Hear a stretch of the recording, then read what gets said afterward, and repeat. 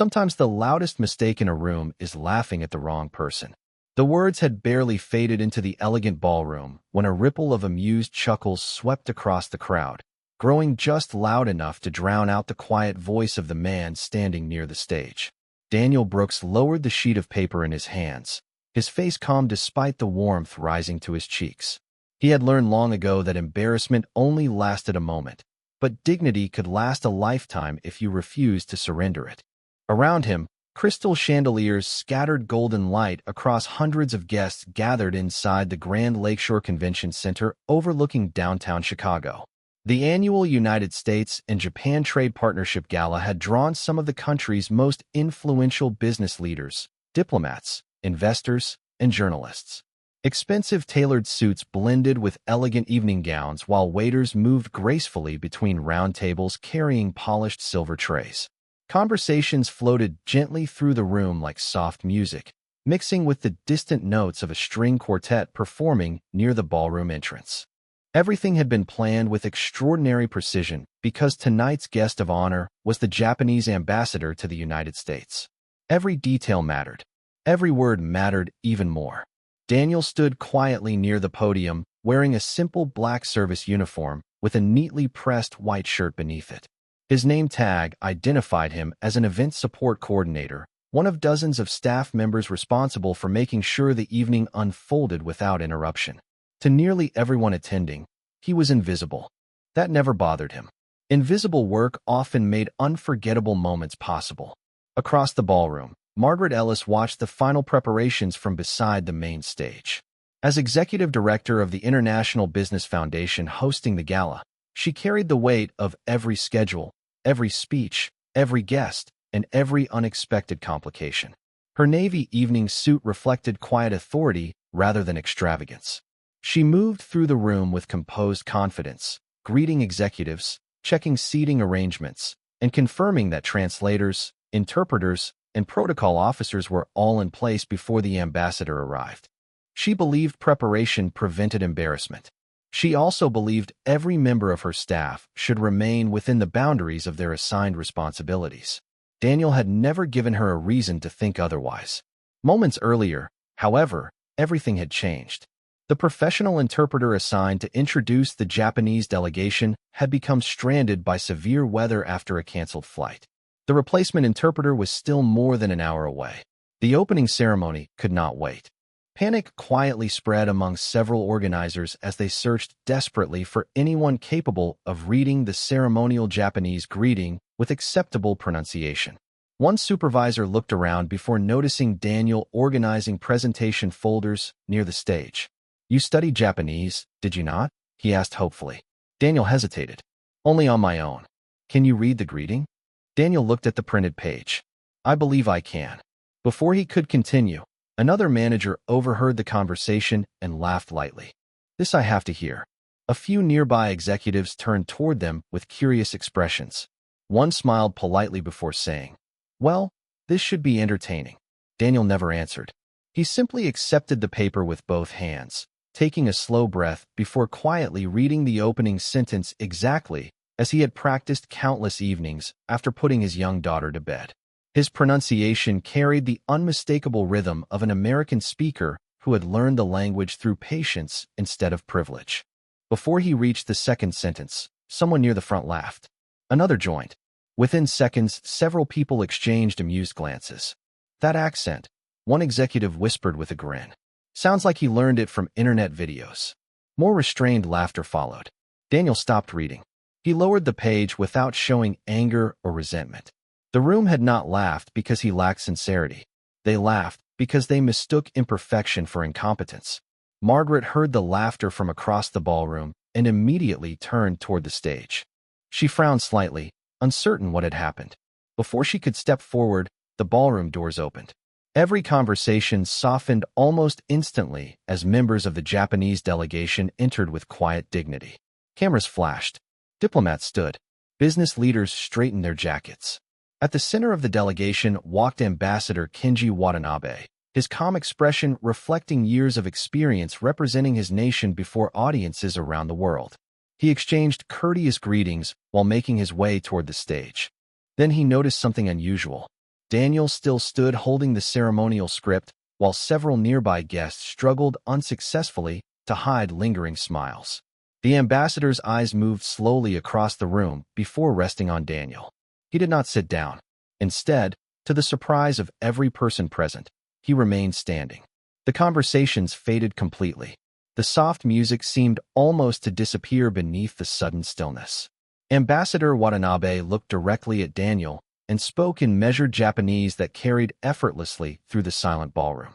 "Would you be so kind as to read that greeting again?" Hundreds of eyes turned toward the quiet single father. This time, not one person laughed. Daniel Brooks looked toward Ambassador Kenji Watanabe with quiet surprise, then bowed his head slightly before answering in careful Japanese, "Thank you for your kindness, Your Excellency." This time he spoke more slowly, not because he feared another laugh, but because every language deserved patience. The ballroom remained completely silent. Even the servers carrying polished silver trays paused for a brief moment, sensing that something important had shifted inside the room.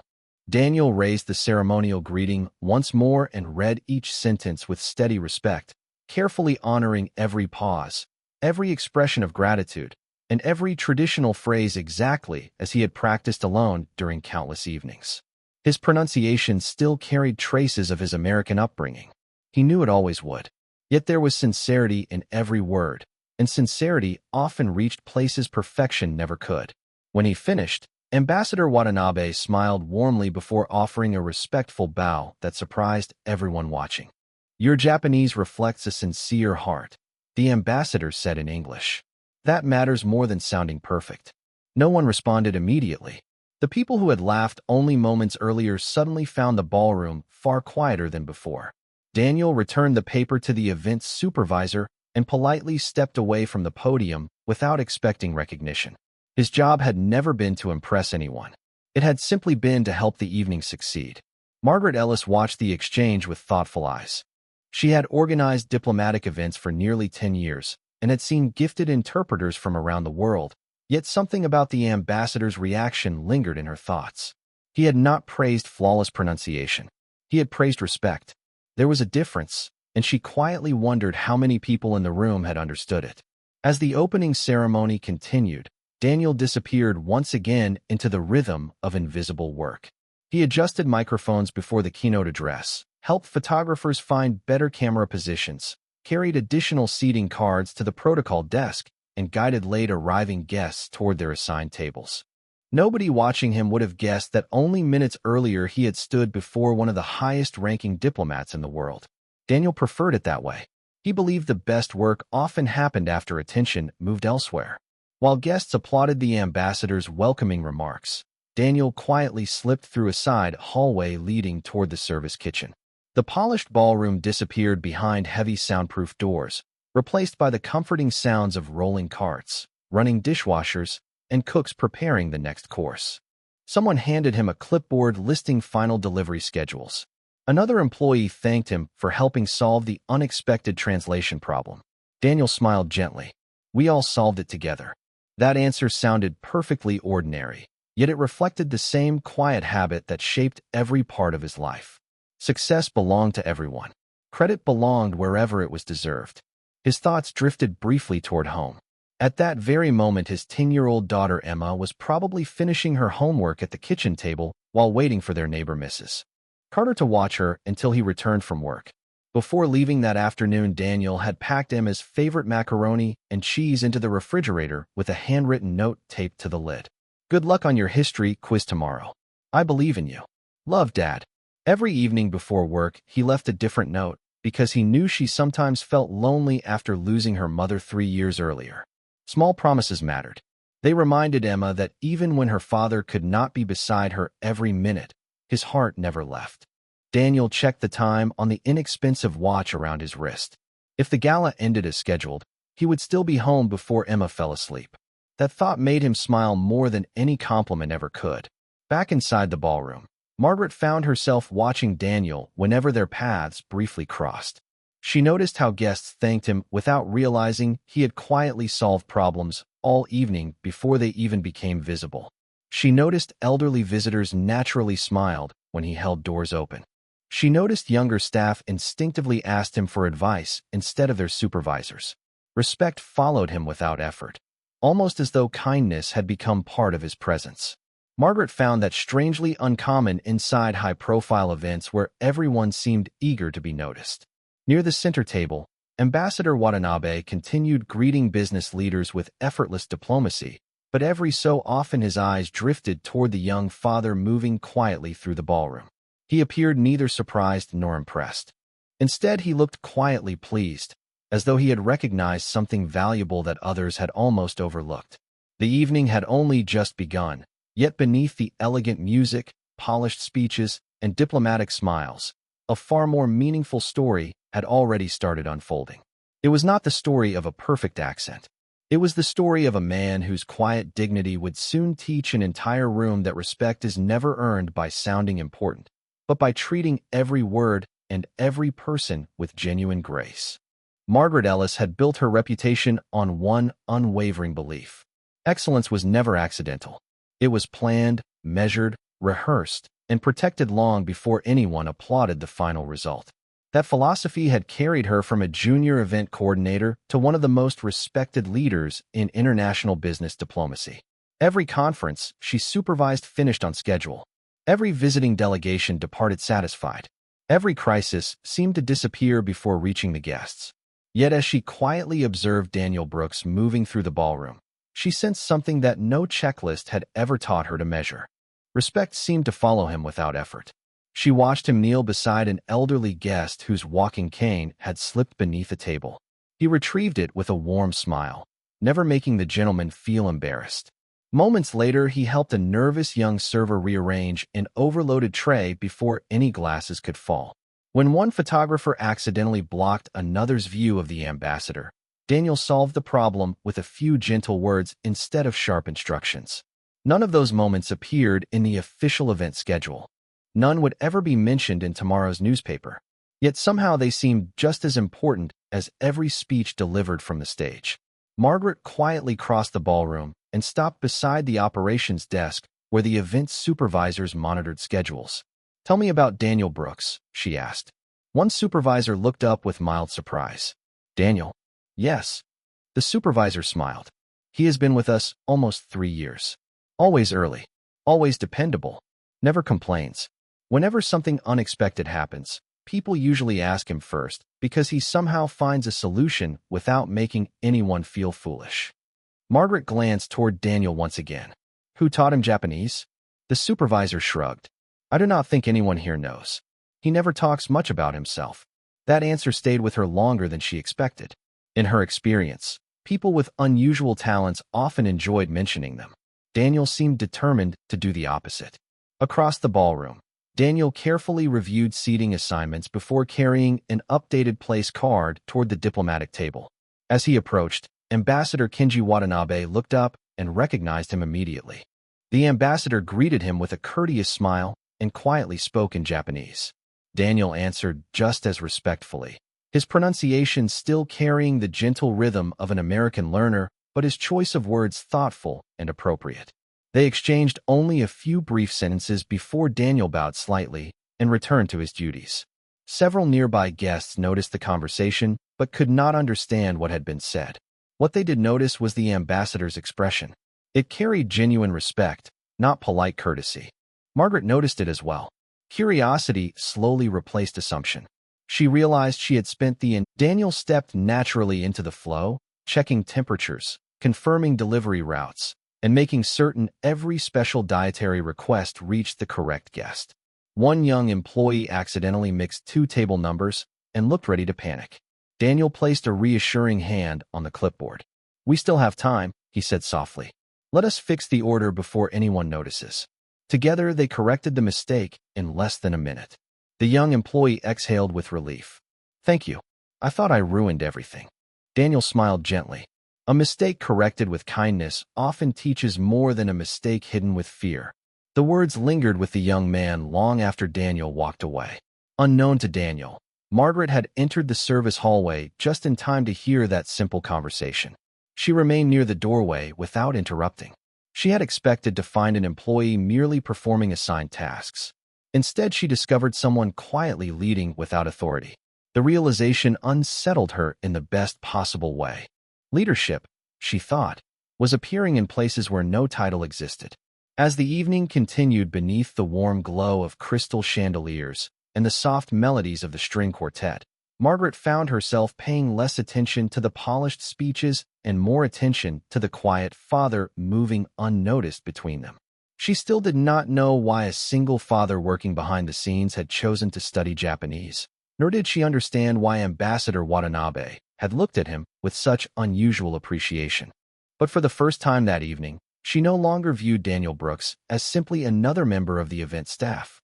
She sensed there was a story hidden behind his quiet smile, and before the night reached its end, that story would begin changing far more than anyone inside the ballroom could possibly imagine. As the evening moved gracefully toward its centerpiece, the atmosphere inside the ballroom became even more refined. Soft conversations blended with the gentle melody of the string quartet, while waiters served the next course beneath the warm glow of crystal chandeliers. Every guest seemed relaxed again after the unexpected moment during the opening ceremony. Yet beneath the polished elegance, one small problem had quietly begun growing into something much more serious. Inside a private preparation room behind the main stage, Margaret Ellis stood beside the communications team, reviewing the ambassador's keynote address one final time before it would be displayed on the large presentation screens. A bilingual copy of the speech rested neatly inside a leather folder. Margaret scanned the English version quickly before turning to the Japanese translation prepared by an outside agency weeks earlier. She could not read the language herself, but protocol required both versions to remain available throughout the evening. One of the production assistants hurried into the room, carrying an updated schedule. The ambassador's office requested a last-minute confirmation of the translated remarks, he said nervously. Margaret nodded. Send the file to the language consultant. The assistant hesitated. We cannot reach her. Her flight was delayed with the original interpreter. A brief silence settled across the room.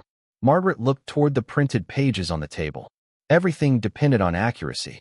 A single inappropriate phrase during a diplomatic event could overshadow months of careful planning. One coordinator suggested searching online translation software. Another recommended shortening the presentation to avoid the problem entirely. None of the ideas sounded convincing. Margaret folded her arms thoughtfully, knowing every passing minute reduced their options. At that exact moment, Daniel entered quietly, carrying fresh copies of the evening program requested by the protocol desk. He placed the folders neatly on the table before noticing the worried expressions around him. Is everything all right? He asked politely. One supervisor sighed. There may be a problem with the translated keynote. Daniel glanced toward the open document almost instinctively. His eyes moved carefully across several Japanese paragraphs before stopping halfway down the page. He remained silent for a moment. Then he spoke gently. May I mention something? The room turned toward him. Daniel pointed respectfully to one sentence. This expression is grammatically correct, but in this setting it sounds much more direct than respectful. It changes the tone. A production manager looked doubtful. How do you know? Daniel answered honestly. Because this phrase is usually appropriate in casual conversation. During a formal diplomatic address, another expression would communicate greater honor. The manager exchanged uncertain glances with the others before offering a restrained smile. Thank you, Daniel, but we really should leave diplomatic wording to certified professionals. Another coordinator added quietly. We appreciate your concern. Daniel nodded without arguing. Of course. He stepped back immediately, showing no disappointment, no frustration, and no desire to prove himself correct. Margaret watched the brief exchange more carefully than anyone realized. Something about Daniel's calm confidence stayed with her. He had not spoken like someone making a guess. He had spoken like someone recognizing a familiar melody, played with one incorrect note. Yet deadlines often left little room for second thoughts. The meeting continued while Daniel quietly returned to his responsibilities without another word. As he walked through the service corridor carrying additional event materials, he reminded himself of something his late wife had often said whenever people misunderstood good intentions. You are responsible for offering kindness, not controlling how people receive it. The memory brought a peaceful smile to his face. Emily had believed that humility required courage because it trusted truth to arrive in its own time. Daniel still carried those words with him every day. Back inside the preparation room, Margaret remained staring at the translated speech after everyone else returned to their assignments. She slowly compared Daniel's reaction with the ambassador's earlier response in the ballroom. Neither man had cared about appearances. Both had quietly emphasized respect. A question settled into her thoughts with increasing persistence. What if the only person who had noticed the problem was the one everyone assumed knew the least? She picked up the translated pages once more, looked toward the closed hallway where Daniel had disappeared, and felt an unfamiliar hesitation interrupt the certainty that had guided her entire career. Somewhere between polished credentials and quiet experience, she sensed an important lesson waiting to reveal itself. She simply did not know yet that within the next hour, the future of the evening would depend not on the loudest voice in the room, but on the quiet father almost everyone had already underestimated. The final dinner course had just been served when the quiet concern Daniel carried in his heart refused to disappear. He continued moving through the ballroom with the same steady rhythm that had defined his entire evening, refilling water glasses, guiding late-arriving guests toward their assigned seats, and helping the production crew prepare for the ambassador's keynote address. Yet every time he glanced toward the leather folder resting beside the main podium, the same sentence returned to his thoughts. The translation was respectful in grammar, but not in spirit. It was the kind of difference that many people would never notice. Yet Daniel knew that language was more than vocabulary. It carried history, humility, and culture. A single phrase delivered with the wrong level of formality could unintentionally distance the very people it hoped to honor. Daniel never imagined himself correcting distinguished professionals. He simply hoped no one would be embarrassed because of a preventable mistake. Meanwhile, Margaret Ellis remained seated near the front of the ballroom beside several members of the organizing committee. She appeared calm to everyone around her, but her thoughts continued returning to the conversation in the preparation room. Daniel had not insisted. He had not argued. He had not tried to prove that he was right. He had simply offered his observation and quietly accepted being dismissed. Something about that response unsettled her more than confidence ever could. People seeking attention usually defended themselves. Daniel had simply returned to work. Margaret looked toward the stage where technicians performed one final sound check before the keynote address. Every element of the evening appeared flawless, yet she could not silence the growing question in her mind. What if the quietest voice had also been the most accurate?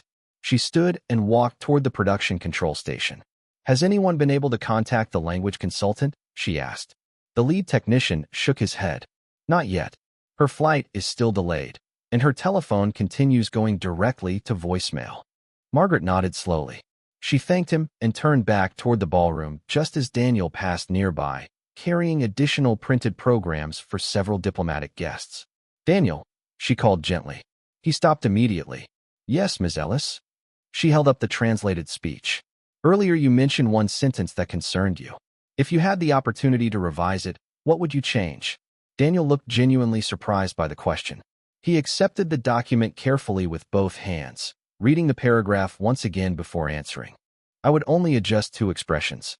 The meaning remains exactly the same, but the tone becomes more gracious. The current wording sounds confident. The revised wording sounds grateful." Margaret listened without interrupting. "Can you write the changes?" Daniel hesitated. "I can, but I do not wish to overstep my responsibilities." Margaret smiled faintly. "Right now your responsibility is helping us avoid an unnecessary mistake." Daniel nodded respectfully. Using a fountain pen borrowed from the protocol desk, he carefully wrote two alternative phrases in neat handwriting beside the original translation. His movements were slow and deliberate, as though he understood that every word deserved careful consideration. Margaret compared the two versions even though she could not read Japanese. The revised text somehow looked calmer on the page, though she knew appearances meant very little. Before she could decide what to do next, one of the senior event managers approached, glanced at Daniel's handwritten notes, and frowned. "We cannot replace certified translations with edits from an event support coordinator minutes before the keynote," he said firmly. "That would be irresponsible." Another organizer nodded in agreement. "Everything has already been approved." Daniel immediately handed the document back. I understand, he said quietly. Please forgive me if I created additional work. The manager softened slightly. You meant well. Daniel smiled gently. That is enough for me. Without another word, he returned to arranging chairs near the stage. Margaret watched him leave once again, noticing that disappointment never appeared on his face. He seemed strangely at peace despite being dismissed for the second time. At that very moment, Ambassador Kenji Watanabe concluded a conversation with several visiting executives and began walking toward the podium where the keynote address would soon begin. As protocol officers handed him the prepared speech, his experienced eyes briefly scanned the Japanese text. Then, almost imperceptibly, he paused. His expression remained composed, but Margaret noticed the slightest narrowing of his eyes before he slowly lifted his gaze across the ballroom. His attention settled not on the organizers, not on the executives, and not on the dignitaries seated in the front rows. It settled on Daniel Brooks, quietly adjusting a row of chairs near the edge of the stage.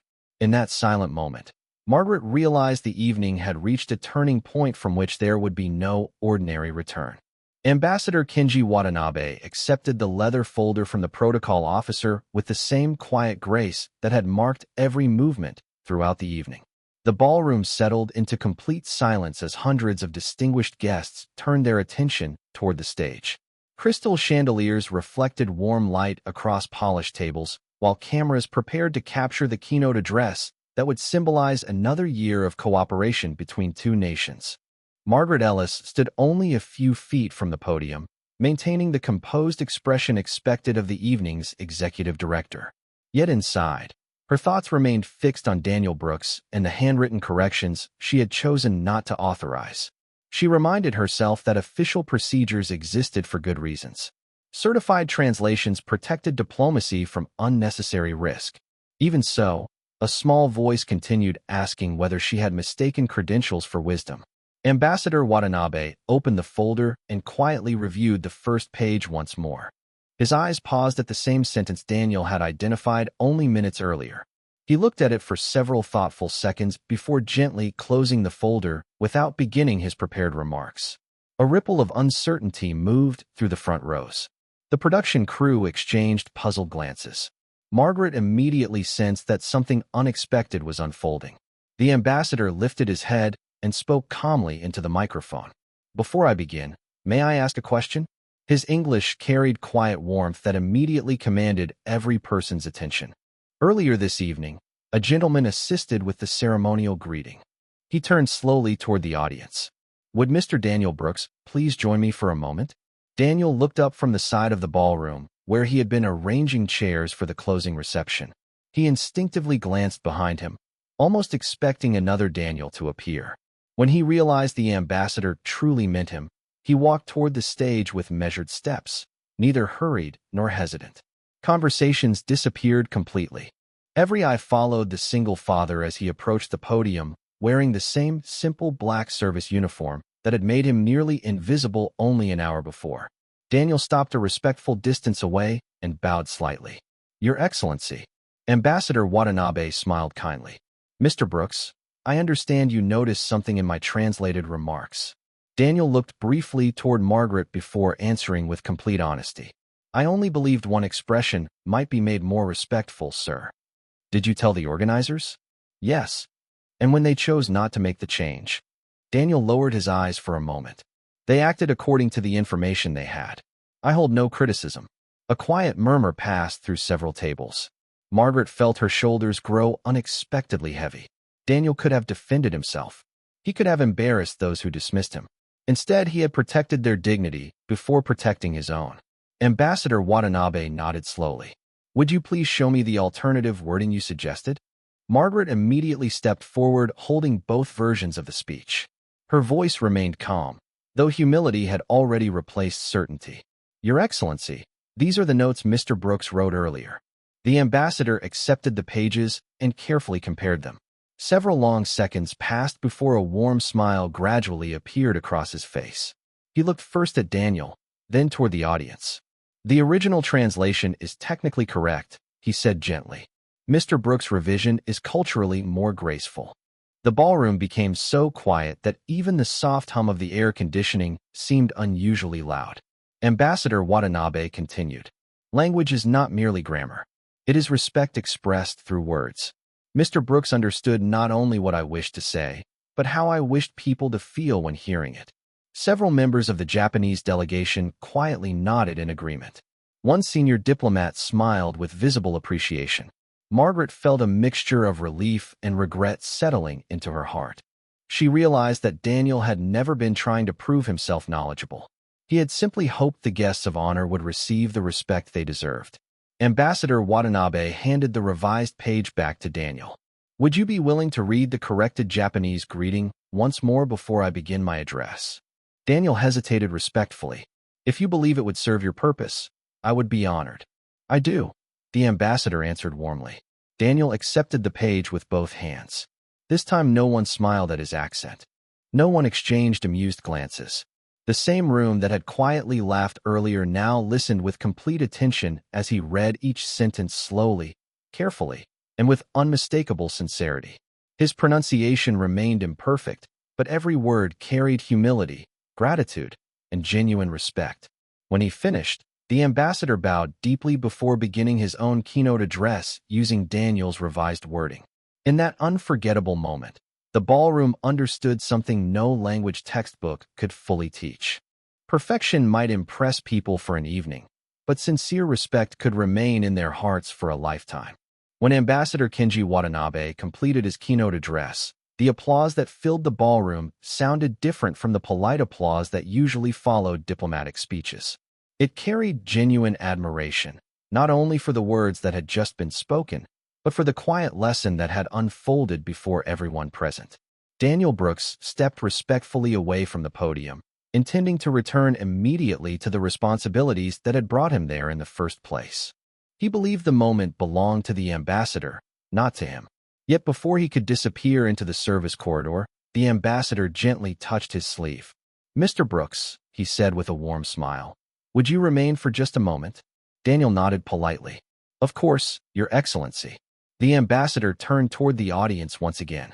"Ladies and gentlemen, many people believe language is measured by pronunciation alone.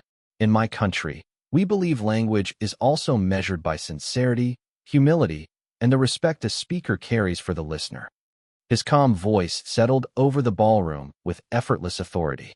"This evening I witnessed a gentleman whose accent reflects where he was born, but whose heart reflects something much greater. He reminded me that understanding another culture begins with honoring it, not with pretending to be perfect." The room remained completely silent. Several members of the Japanese delegation smiled warmly toward Daniel, while many of the executives who had laughed earlier quietly lowered their eyes. No one seemed eager to revisit those careless moments. Margaret Ellis stood near the front row, feeling every sentence with growing clarity. Throughout her career, she had carefully measured excellence by credentials, experience, and flawless execution. Tonight she had discovered another standard, one that could not be listed on a resume or confirmed by a professional certificate. Character revealed itself most clearly when no reward seemed possible. Ambassador Watanabe looked toward Daniel again. "May I ask you a personal question?" Daniel answered with his usual calm. "Certainly, sir.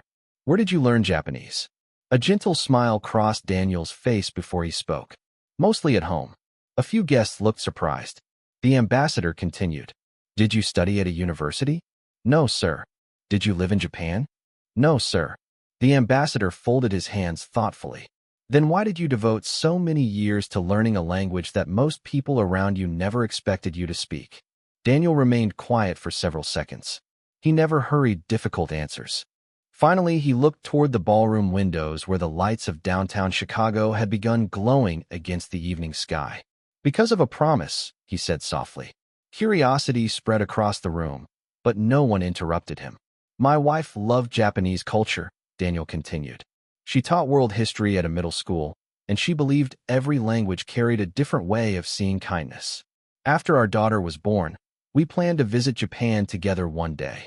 His voice remained steady, though memory softened every word. "A few months later she became seriously ill. We never made that trip." Margaret felt the room become even quieter. Daniel continued without seeking sympathy. "During her treatment, she asked me to keep learning anyway. She told me that if I continued studying, One day I could share those stories with our daughter, even if her mother could not. A long silence followed. Daniel smiled gently, not with sadness, but with gratitude. So every evening after putting my daughter to bed, I studied for an hour. Some nights I only learned one new expression. Other nights I practiced the same sentence again and again until it felt natural. I was never trying to become impressive. I was simply trying to keep a promise. Several guests discreetly wiped tears from their eyes. One elderly executive slowly removed his glasses, staring thoughtfully at the table before him. Margaret felt an unexpected weight in her heart. Earlier that evening, she had almost dismissed Daniel's observations because of his position. Now she understood that the wisdom he carried had been shaped not by ambition, but by love and faithfulness. Ambassador Watanabe bowed respectfully. "Mr. Brooks, your pronunciation may carry an American accent, but your dedication speaks a universal language." The Japanese delegation quietly applauded first. One by one, the rest of the ballroom joined them until the sound filled every corner of the hall. Daniel accepted the recognition with the same humble smile he offered while carrying chairs or arranging place cards. He bowed slightly toward the audience before stepping away from the stage once more. As he disappeared quietly into the service hallway, he glanced at the inexpensive watch on his wrist and smiled to himself. If everything finished on schedule, he would still make it home before his daughter fell asleep. To everyone else, the evening had become unforgettable because of a diplomatic speech. To Daniel, it remained unforgettable because another promise had quietly been kept. The ballroom gradually returned to the gentle rhythm expected of an elegant diplomatic evening. Yet something invisible had changed forever. Conversations resumed in softer voices. Business leaders who had arrived expecting to discuss international investments now found themselves reflecting on humility instead of market forecasts. Crystal glasses clinked quietly while servers delivered coffee and dessert, but many guests remained unusually thoughtful, replaying the unexpected exchange between Daniel Brooks and Ambassador Kenji Watanabe. Daniel himself seemed unaware that he had become the evening's most memorable presence. He thanked the catering staff for their hard work, collected several empty serving trays, and quietly carried them toward the service kitchen exactly as though nothing extraordinary had happened. To him, there were still tables to clear, schedules to finish, and promises to keep before driving home to his daughter. Margaret Ellis watched him disappear through the service doors before excusing herself from several board members who wanted to congratulate her on the successful event. Normally, she would have accepted every compliment with professional confidence. Tonight they felt strangely incomplete. She realized the evening had succeeded not because every detail had unfolded exactly as planned, but because someone had cared more about honoring people than protecting personal pride. That realization remained with her as she walked slowly toward the service corridor. Behind the ballroom, the atmosphere changed immediately. The polished elegance of the gala gave way to stainless steel preparation counters, rolling carts, neatly stacked dishes, and the familiar sounds of an event winding toward its conclusion. Daniel stood beside a preparation table carefully organizing leftover printed programs into tidy stacks so they could be recycled instead of discarded. He believed small acts of responsibility mattered even when nobody noticed them. Margaret stopped several feet away before speaking. "Daniel." He looked up immediately and smiled with the same quiet respect he offered every person. "Ms. Ellis, is there anything else you need before the closing reception?" The question surprised her.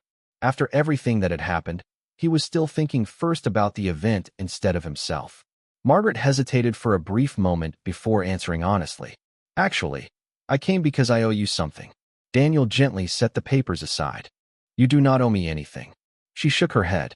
"I do." Her voice remained calm, but sincerity replaced executive confidence. "When you tried to help us with the translation, I allowed procedure to speak louder than judgment. I should have listened more carefully." Daniel's expression never changed. "You were protecting the event. That was your responsibility."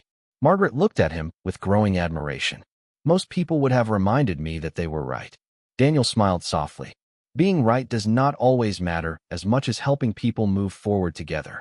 Those simple words settled into the quiet hallway more deeply than any formal apology could have.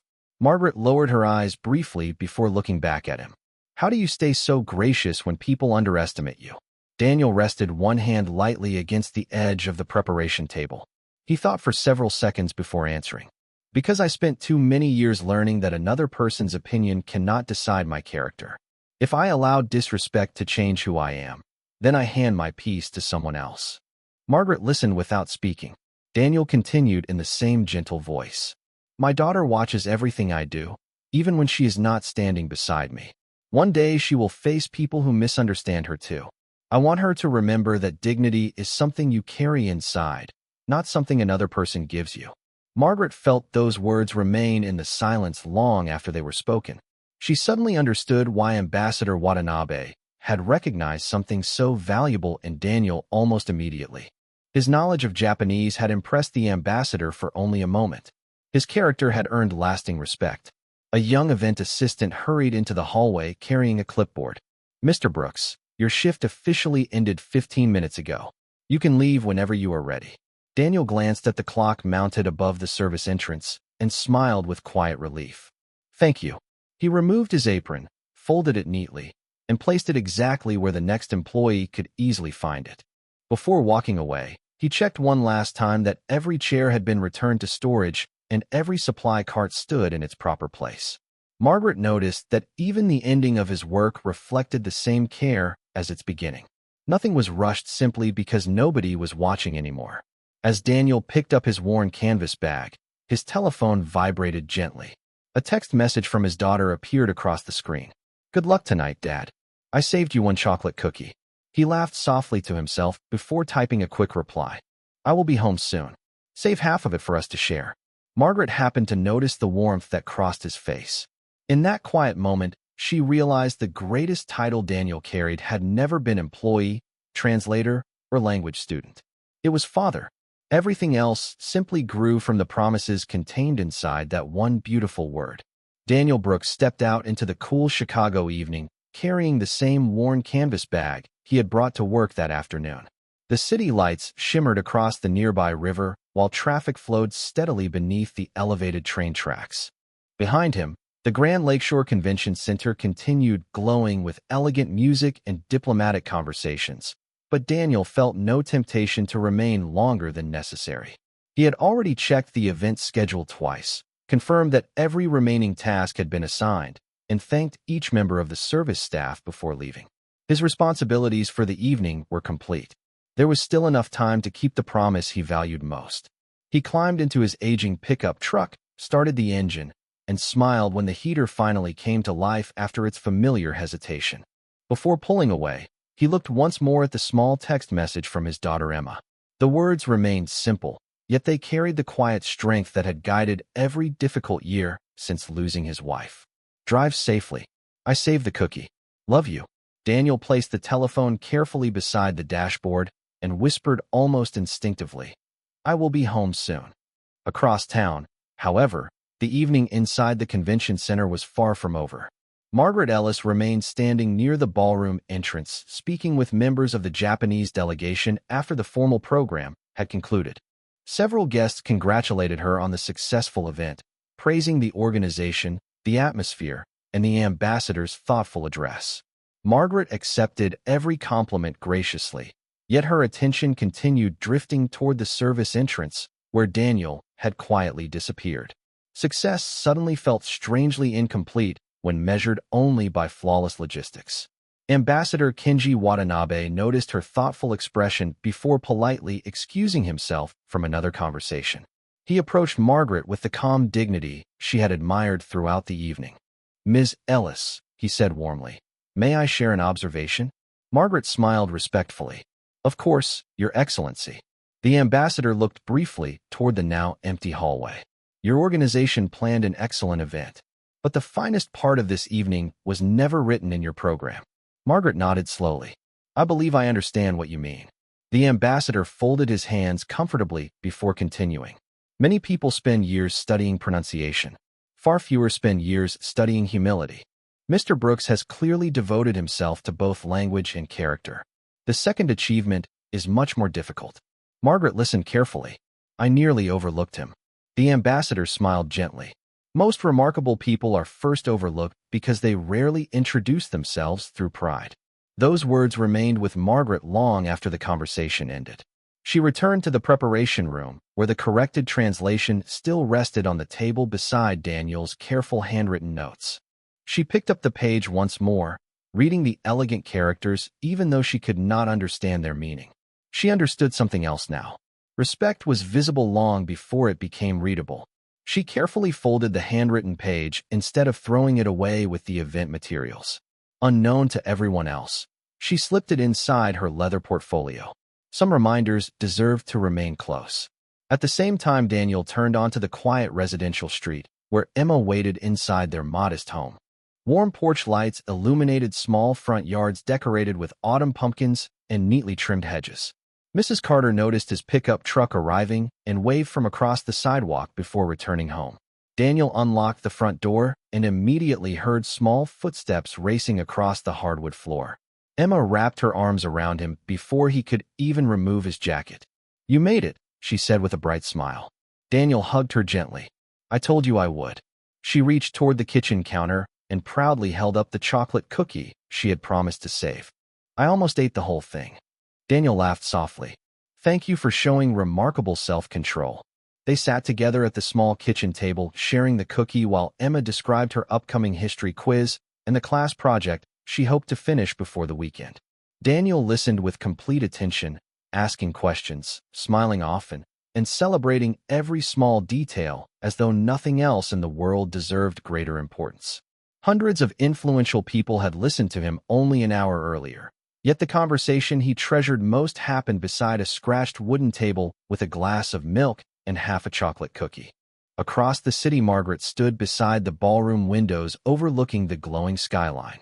For the first time in many years, she found herself measuring the success of an important evening not by attendance, media coverage, or diplomatic praise, but by one quiet father who had reminded everyone that genuine respect begins long before anyone notices an accent.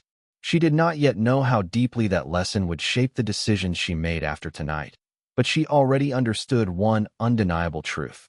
Some people change a room with power. Others change it simply by refusing to let kindness disappear, even when no one believes they deserve to be heard. The following morning arrived wrapped in a quiet autumn mist that softened the edges of downtown Chicago. Daniel Brooks woke before sunrise, just as he did every weekday, not because an alarm demanded it, but because responsibility had become part of his rhythm long ago.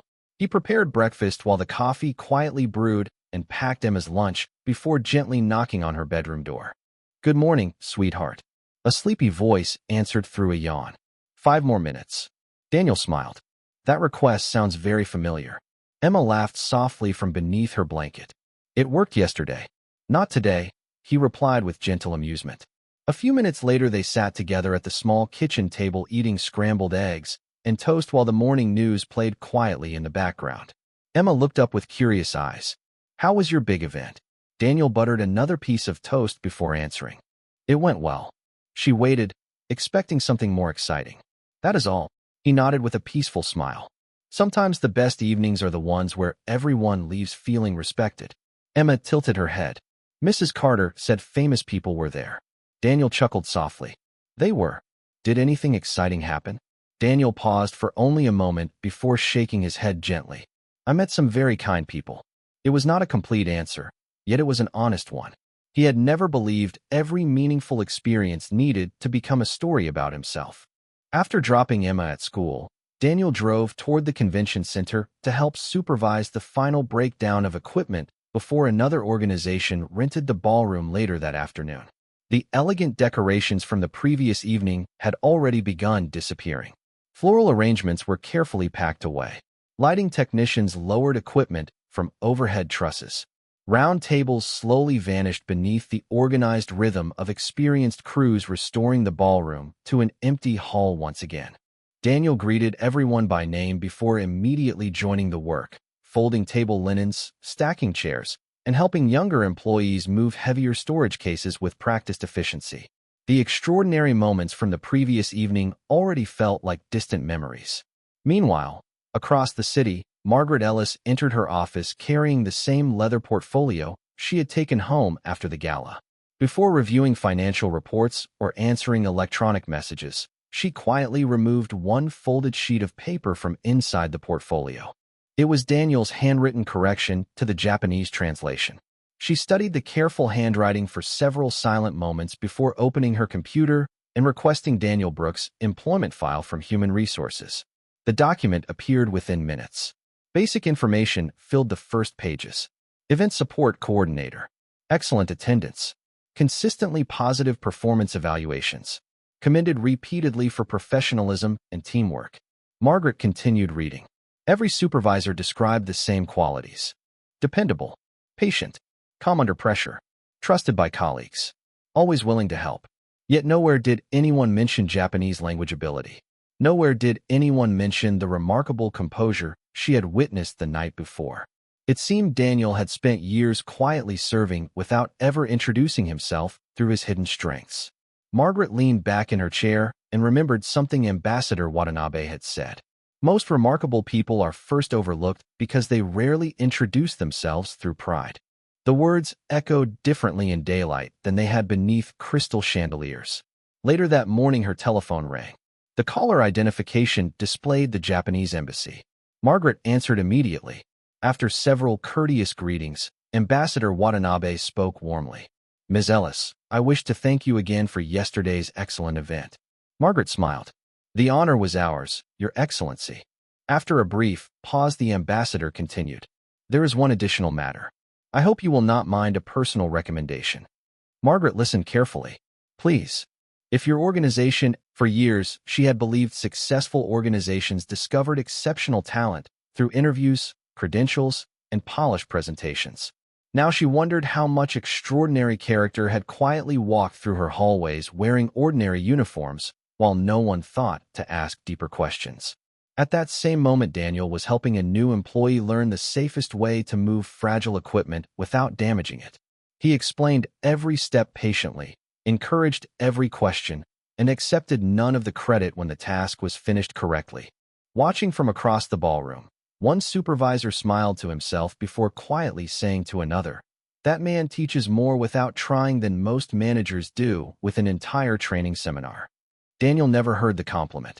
He was already walking toward the next task with the same quiet purpose that had guided him every day, completely unaware that the choices he believed were ordinary had begun changing lives far beyond his own.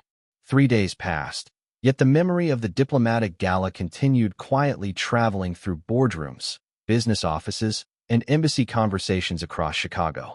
A short article published by a respected business journal praised the evening for strengthening international relationships, but tucked near the end of the report appeared one brief paragraph describing an unnamed event support coordinator whose thoughtful understanding of Japanese etiquette had impressed Ambassador Kenji Watanabe. Daniel Brooks never read the article. His mornings remained exactly as they had before. He still packed Emma's lunch before sunrise. He still reminded her to bring home her library book. He still drove the same aging pickup truck whose heater continued making up its own mind about whether to cooperate. Extraordinary recognition had not changed his routine because his routine had never been built around recognition. It had been built around love. That Thursday afternoon, while Daniel supervised the preparation of another corporate conference inside the convention center, Margaret Ellis arrived unexpectedly carrying only a slim leather notebook instead of the usual stack of schedules. She found Daniel carefully showing 2 new employees how to arrange conference tables without scraping the polished ballroom floor. "Lift together," he said patiently. "The furniture lasts longer when we respect it, and so do our backs." The younger employees laughed softly before following his example. Margaret waited until they finished before walking over. "Daniel, do you have a few minutes?" He immediately nodded. "Certainly." He glanced toward another supervisor. "Would you mind watching this section?" The supervisor smiled. "Take your time." Daniel followed Margaret into a quiet conference room overlooking the river. Afternoon sunlight reflected across the water while commuter trains crossed the nearby bridge in steady rhythm. Margaret closed the door gently behind them. For a moment, neither of them spoke. Finally, she placed her notebook on the table. "I have been thinking about our conversation after the gala." Daniel listened quietly. "So have I," he admitted with a warm smile. Margaret looked directly at him. "The ambassador called me again yesterday." Daniel seemed surprised. "I hope everything is well." "Very well," she replied. He thanked our organization again, but he also challenged me. Daniel tilted his head slightly. In what way? Margaret smiled faintly. He asked whether I wanted to build successful events or meaningful organizations. At first I believed they were the same thing. Now I am not so certain. Daniel remained silent, allowing her thoughts to unfold naturally. I reviewed your employment history, she continued. Not because I doubted you anymore, but because I realized I knew almost nothing about someone who had worked beside us for years. Daniel lowered his eyes briefly. There is not much to tell. Margaret shook her head gently. I disagree. She opened her notebook. Every supervisor described the same qualities. Dependable, patient, honest, trusted. Yet none of them mentioned the Japanese language, the hours you spent studying, or the promise that inspired you. Daniel answered softly. Those things were personal. Margaret nodded. Exactly. She paused before speaking again. That is why they mattered. The room grew comfortably quiet. Outside the window, a tour boat moved slowly along the river, while afternoon sunlight shimmered across the water. Margaret folded her hands together. Daniel, I cannot change what happened that evening before the opening ceremony. I cannot erase the laughter or the assumptions people made. Daniel smiled gently. Neither can I, but I can decide what happens next. She reached into her notebook and removed a handwritten letter instead of a formal contract. I would like to invite you to help redesign how we train every employee who joins this organization. Daniel looked genuinely confused. Me? Yes. Margaret smiled. Not because you speak Japanese. Not because the ambassador praised you. Because you demonstrated something no orientation manual has ever successfully taught. You showed us that respect begins long before expertise. Daniel slowly accepted the letter but did not open it. What exactly would you want me to do? Tell your story, Margaret answered. Teach new employees how quiet dignity changes workplaces. Help our managers recognize people before they recognize positions. Daniel looked down at the folded letter resting in his hands. For several thoughtful seconds, he said nothing. Finally, he looked back up. May I ask one question? Margaret nodded. Of course. Would these sessions finish before 3:30 in the afternoon? She smiled immediately because she already knew the reason. So you can pick up Emma from school. Daniel nodded. She has already lost one parent. I promised myself she would never wonder whether the other one was coming. Margaret felt unexpected emotion rise behind her composed expression. Then every session will end by 3 o'clock. Daniel laughed quietly, the kind of genuine laugh that appeared only when gratitude arrived unexpectedly. He carefully folded the letter once more before slipping it into his canvas bag. In that case, he said warmly, I would be honored to help. As they walked back toward the ballroom together, Margaret realized she had not simply invited an employee into a new responsibility. She had invited a quiet example of grace to become part of the future of everyone who would one day walk through those doors. The first training session took place 2 weeks later inside a bright conference room overlooking the Chicago River.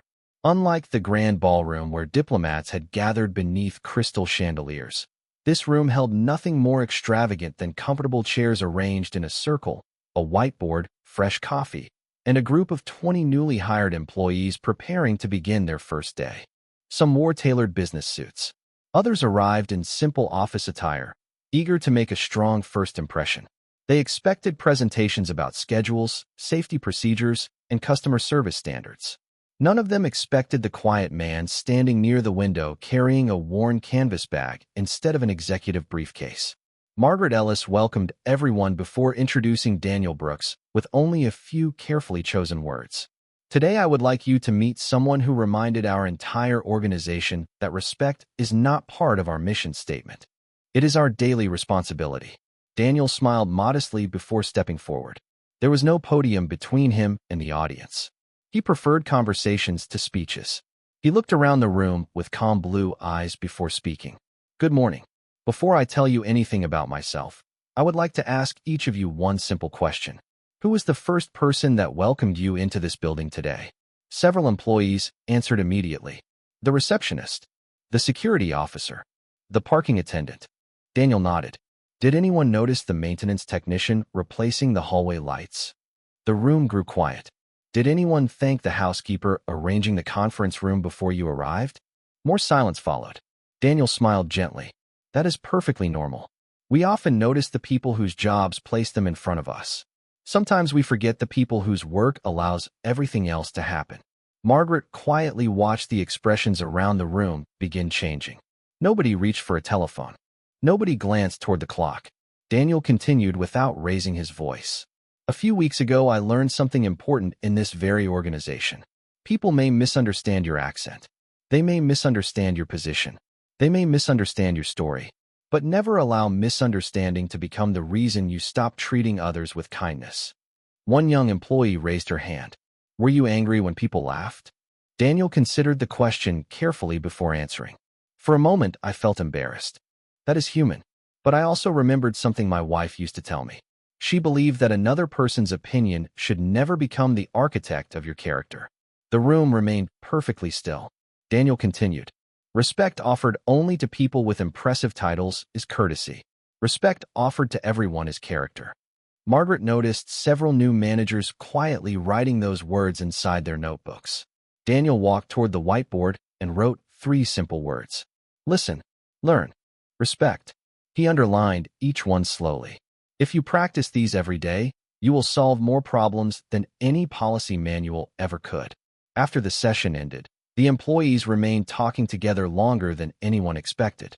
Several introduced themselves to members of the maintenance team before leaving the room. Others stopped to thank the catering staff serving coffee in the hallway. Margaret watched those small moments unfold with quiet satisfaction. Nothing dramatic had happened, yet the culture of the organization had already begun changing in ways no formal training program had ever accomplished. As Daniel packed his notebook into his canvas bag, Margaret walked over carrying a small envelope. This arrived from the Japanese embassy, she said. Daniel accepted it with quiet curiosity. Inside was a handwritten note from Ambassador Kenji Watanabe. The message was brief. Thank you for proving that true respect is spoken first by the heart and only afterward by the tongue. Daniel folded the note carefully and placed it beside the handwritten messages he had saved from Emma over the years. I will treasure this, he said softly. Margaret smiled. You have given many people something to treasure as well. Daniel glanced at the clock mounted above the conference room door. It was 2:48 in the afternoon. He smiled with relief. If you will excuse me, there is someone waiting outside a school who expects me to arrive exactly when I promised. Margaret laughed warmly. Go. Some appointments are more important than every meeting on my calendar. Daniel thanked her and quietly left the building. As he walked through the lobby, employees from every department greeted him by name, not because of what had happened at the gala, but because they had begun seeing the man they had once walked past without noticing. Outside, autumn sunlight reflected across the river as Daniel climbed into his old pickup truck and started the familiar drive toward Emma's school. The city looked exactly the same as it had before, yet somehow it felt different. Sometimes the greatest changes were never announced. They simply appeared one quiet act of respect at a time. 1 year passed with the quiet certainty that seasons always keep their promises. Autumn leaves once again drifted across the sidewalks of Chicago, painting the streets with familiar shades of gold and crimson. Inside the same convention center where everything had begun, another international partnership conference welcomed guests from around the world. The crystal chandeliers still reflected warm light across polished floors. Diplomats still exchanged thoughtful conversations. Business leaders still carried ambitious plans for the future. Yet the atmosphere inside the organization had changed in ways that no visitor could fully measure simply by looking around. New employees greeted maintenance staff by name. Executives paused to thank servers before leaving meetings. Security officers, receptionists, technicians, coordinators, and managers shared the same dining space during orientation because everyone had learned that respect became stronger whenever titles became less important. Margaret Ellis often smiled quietly whenever she noticed those simple moments. They reminded her that culture was never rewritten through policies alone. It changed when ordinary people consistently chose extraordinary kindness. Daniel Brooks continued working with the organization, balancing his regular responsibilities with employee training sessions that had quietly become one of the most requested parts of every orientation program. He never called himself an instructor. He simply believed stories reached places that instructions never could. Every session ended before 3 o'clock, exactly as Margaret had promised, allowing him to arrive outside Emma's school each afternoon before the final bell rang. Some people wondered why a man trusted by diplomats and admired by executives still drove the same aging pickup truck and carried the same worn canvas bag. Daniel never felt the need to explain. The truck still started every morning. The bag still held everything he needed. Gratitude had taught him that enough was often more beautiful than more. Emma had grown taller over the past year, and her smile reflected the quiet confidence her father hoped she would always carry. One afternoon, while they walked home through a neighborhood park, she looked up and asked a question that made Daniel pause beneath the orange leaves falling gently around them. "Dad, why do people at your work smile at you so much now?" Daniel laughed softly before thinking about his answer. "Maybe because they smile at everyone a little more now." Emma considered that for a moment. "Did you teach them?" Daniel shook his head gently. "No, I think they were always capable of kindness. Sometimes people only need someone to remind them." Emma slipped her small hand into his as they continued walking. "Mom would like that." Daniel looked toward the quiet afternoon sky and smiled. "I believe she would." Later that week, Margaret invited Ambassador Kinji Watanabe back to Chicago for another international conference. Before the evening program began, she guided him through the building, showing him the employee training room where Daniel's 3 handwritten words still remained framed on the wall instead of hidden inside a manual. "Listen, learn, respect." The ambassador stood before the simple display for several thoughtful seconds before smiling warmly. "The finest lessons are usually the simplest," he said. Margaret nodded. "We almost missed them." The ambassador answered gently. "What matters is that you chose to see them." As guests gathered inside the ballroom that evening, Daniel quietly adjusted a microphone near the stage before stepping aside to allow another speaker to take the spotlight. No cameras followed him. No announcements introduced him. He preferred it exactly that way. Across the room, several employees who had attended his training noticed him and offered warm smiles of appreciation. Daniel returned every smile with the same calm humility that had always defined him. Nothing about success had changed the way he carried himself, because success had never been the destination he pursued. Keeping promises had always mattered more. When the conference ended, Daniel climbed into his familiar pickup truck and drove toward home as the city lights reflected across the river. Emma waited on the front porch holding 2 mugs of warm apple cider she had insisted on preparing herself. "You are right on time," she said proudly. Daniel smiled as he accepted one of the mugs. "I told you I would be." They sat together on the porch watching the evening settle peacefully across their neighborhood. No applause reached them there. No headlines followed them home.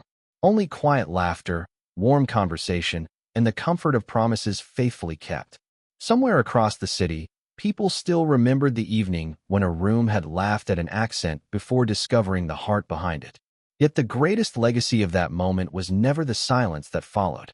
It was the kindness that continued long after the room became quiet. Because dignity never needed a perfect voice to be heard.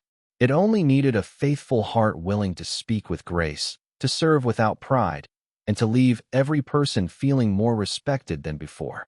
And in the end, that was the language everyone understood.